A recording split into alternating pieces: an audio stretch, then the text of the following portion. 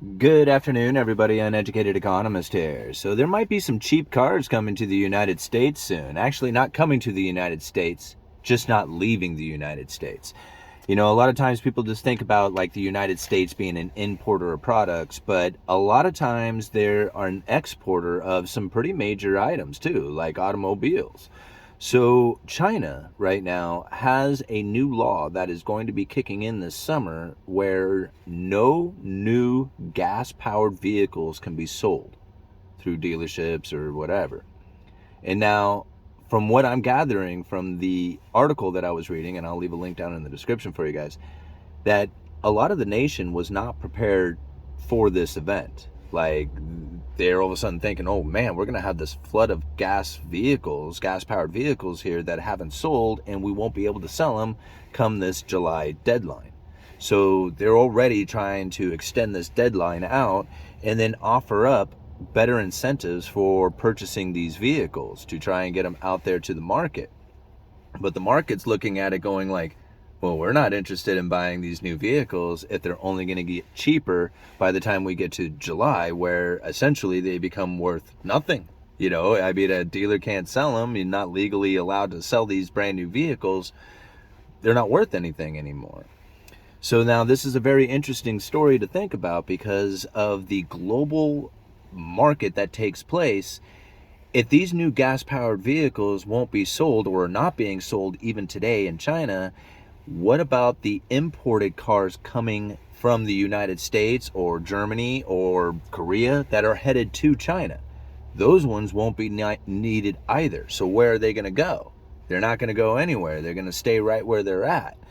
That is going to create more inventory in a place where it shouldn't have occurred, right? I mean, you think about the global supply of this stuff, and if they don't go to China, then they don't really have any place else to go. Then they stay back where they were, manufactured, which would be back here in the United States or Korea or France or wherever it is those vehicles happen to be purchased that would normally go to China that aren't going to go there any longer because of the flood of vehicles that are not being sold there now due to this law change that is coming up.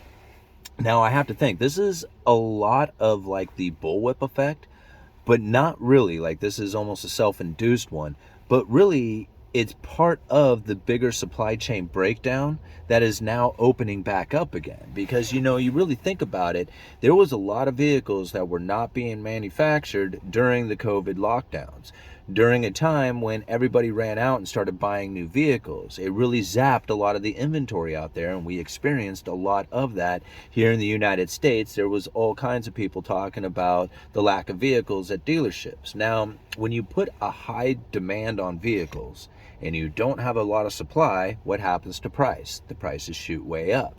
Well, when prices shoot way up, manufacturers see those high prices and they're thinking, man, I would really like to take advantage of these higher prices. We should really try our best to produce as many vehicles as we can while these prices are still high.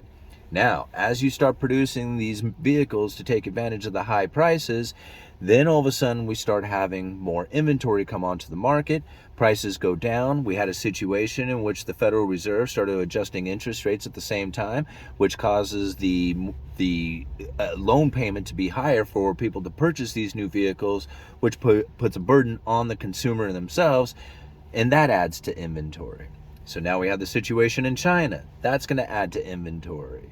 So here we have the bullwhip effect that's really starting to take place within the auto industry, and then it's expedited by these other issues that are taking place with geopolitical, issues with China and, banking issues here in the United States. So these are the type of things that I look at. It's not necessarily like everybody has this kind of idea. It's not necessarily like what a lot of people are thinking, where we are headed right into like total devastation. And I mean, that could be very well could be the case, right? And if that is the case, then, preparing for that sort of scenario is going to be very cumbersome. Like, you're going to have a lot of bullets, you're going to have a lot of food, you're going to have a lot of resources and stuff like that to deal with this absolute horrible financial, crisis that would come from it. Okay, let's say that happens. That's the way you need to prepare for it. Let's say it doesn't happen, right? How do you prepare for something that doesn't happen in that fashion? Well, this is the way you do it, right? You pay attention to some of the issues that are taking place, like in the auto industry. I've been watching lumber for a very long time. Lumber today is at 370 per thousand. At its peak, it was at 1650, 1700 per thousand. Think about it. This is like 1400 per thousand less than it had peaked out at. What happened to lumber? Like, what in the world happened? Right? I mean, now if you had watched my channel for, the last couple of years, you know exactly what happened. But now lumber is incredibly cheap, cheaper than it's been in years. Right? But it's not the time to take advantage of it because there's not a lot of people who are building homes. Right? Because of the burden of the high interest rates and trying to get mortgage rates or a mortgage that is affordable to the average person out there is very difficult. So home sales have fallen quite a bit. But what do we see over the last couple of weeks here? Right? I mean, I got a report. I'll leave a link down in the description. The price of homes have ticked up. Right? Have they bottomed out? I doubt it. I think we're probably going to see more house, pressure on prices. But how far can it go if we've already seen a slight increase during this time? See, anytime there's really bad news out there, any horrible news, banking failure, boom, Federal Reserve's going to reverse course. Oh, the Federal Reserve's going to reverse course. We better front run the Fed, because if they're going to start lowering interest rates and go back into quantitative easing and buying bonds or something again, maybe we should try and front run the Federal Reserve, and all of a sudden you start seeing interest rates across the market start to come down. The Fed hasn't done anything. Right? I mean, they bailed out that bank, but, there's just that thing. But they didn't adjust their interest rate policies, right? Their interest rate, the Fed funds rate stayed exactly the way that, what they said it was going to do. They didn't adjust it. They didn't, do anything like that. And yet we see mortgage rates coming down. Right? We see house prices starting to stabilize, maybe even go back up. This is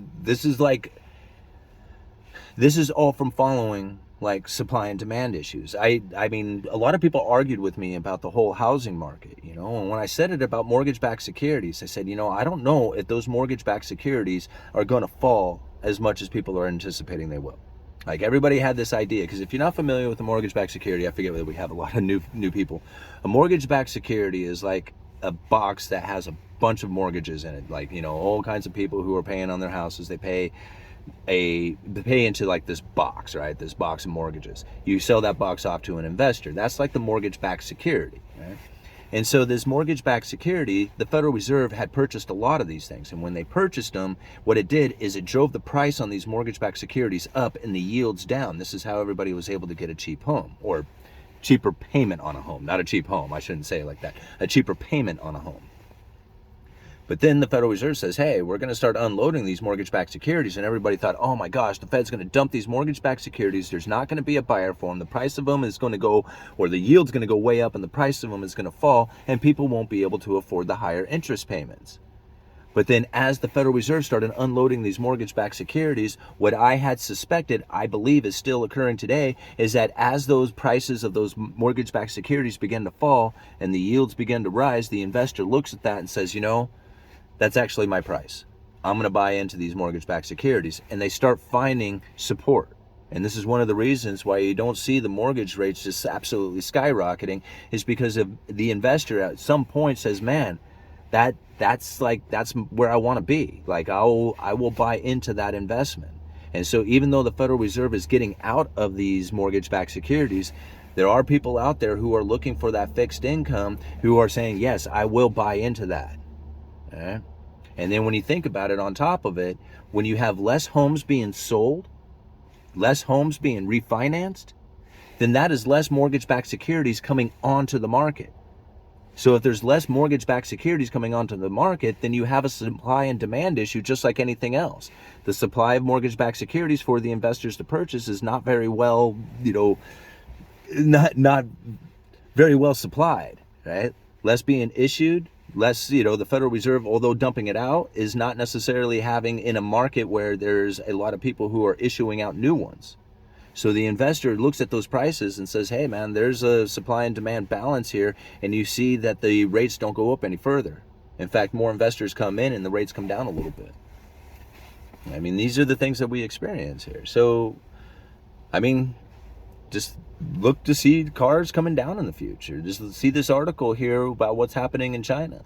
Think about what the supply of vehicles are going to be like here in the United States as the loan payments are much higher than they've been in years. Is that going to, when you have threats of recession coming, are people really eager to go out there and buy cars? I mean, think about it. It shouldn't be too much longer, and we should see vehicles coming down. Just put this evidence together, and that's what I see. Whether or not I'm able to get the new Camaro, we'll still see. All right. Uneducated Economist, you let me know.